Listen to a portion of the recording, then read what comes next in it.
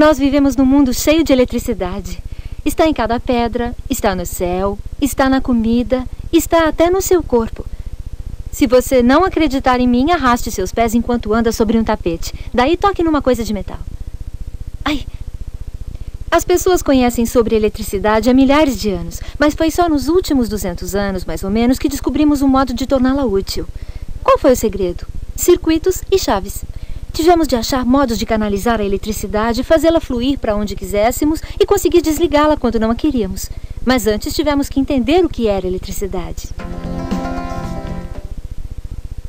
Nosso mundo é feito de átomos, e cada átomo é um equilíbrio de prótons positivamente carregados e de elétrons negativamente carregados. A corrente elétrica flui quando os elétrons pulam de um átomo ao outro.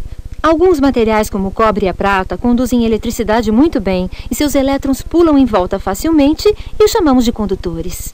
Outros materiais não são condutores. Seus elétrons resistem a pular, então a eletricidade não flui por eles. Materiais como pedra, madeira ou borracha são chamados de não condutores. Não condutores ou isolantes são importantes em circuitos porque evitam que a eletricidade saia para onde você não quer.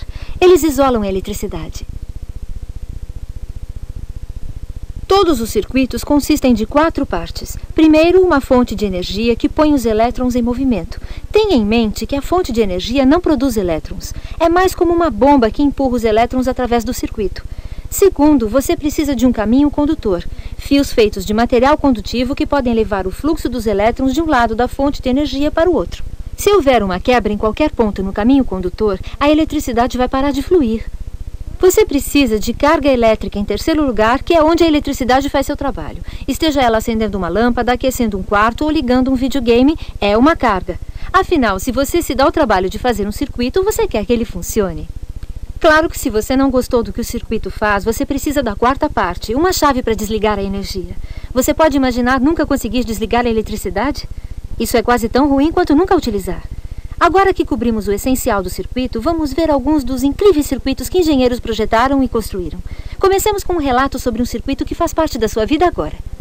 Meu objetivo era achar o maior circuito e eu acho que encontrei um excelente candidato. Esse circuito é tão grande que cobre uma grande porção da América do Norte. Isso é muito mais complexo do que o painel de circuito que você possa construir em sua sala de aulas. Ele tem muitas fontes de energia e uma rede de fios, mas funciona baseado nos mesmos princípios. Estamos aqui de pé na base de uma das fontes de energia deste circuito. Esta represa tem quase 90 metros de altura, mas é apenas uma fonte de energia como a bateria do seu circuito de mesa.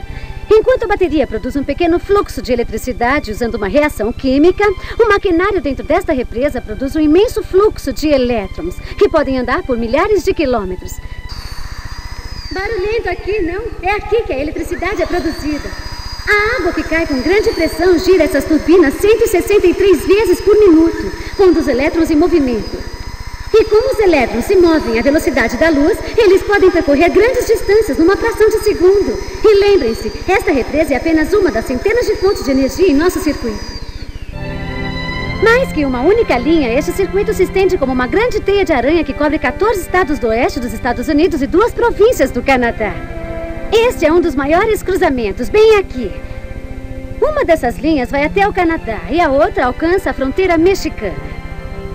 O destino final da energia é determinado no centro de controle da companhia fornecedora de energia elétrica. Simplesmente mudando uma chave, os operadores podem mudar a energia para qualquer lado da grade.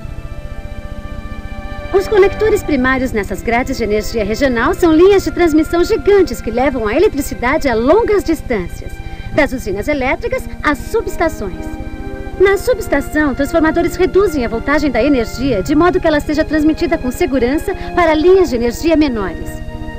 Estas linhas de distribuição podem depois levar a energia a escolas, lares e firmas. E esse circuito não para até chegar à sua casa. Para nós é óbvio, mas nosso estilo de vida moderno depende do perfeito funcionamento deste circuito. E o que acontece se algo falha? Ficamos todos no escuro.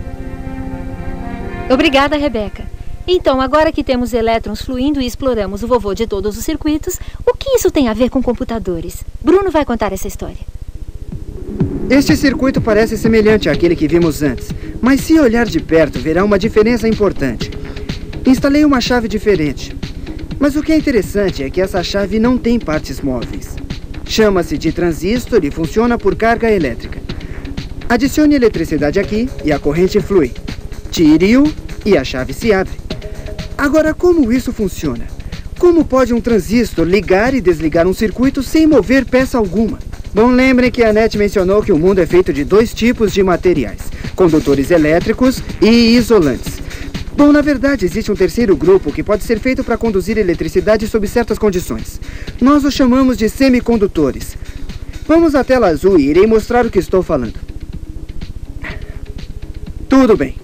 Silício. Um dos elementos mais comuns na Terra é um semicondutor. Bom, sob condições normais, o silício é não condutor, mas quando você o mistura em elementos diferentes como boro ou fósforo e depois acrescenta eletricidade, o silício se torna condutor. É assim. Esse é um corte de transistor. A camada inferior é silício. E quando uma carga elétrica positiva é introduzida para dentro do transistor, ela atrai elétrons negativamente carregados para dentro de um canal através do qual a eletricidade começa a fluir. Quando isso acontece, a chave está ligada. Remova a carga elétrica e a chave é desligada. É simples assim. Uma chave sem partes móveis. Ela leva diretamente ao microprocessador dos poderosos computadores de hoje. Quer o circuito tenha o tamanho de um continente ou o tamanho de uma unha, quer as chaves sejam alavancas gigantes ou transistores microscópicos, todos os circuitos funcionam basicamente do mesmo modo. Entendendo como os circuitos funcionam e como eles podem controlar o fluxo da eletricidade através desses circuitos, os engenheiros construíram um cenário para uma revolução tecnológica.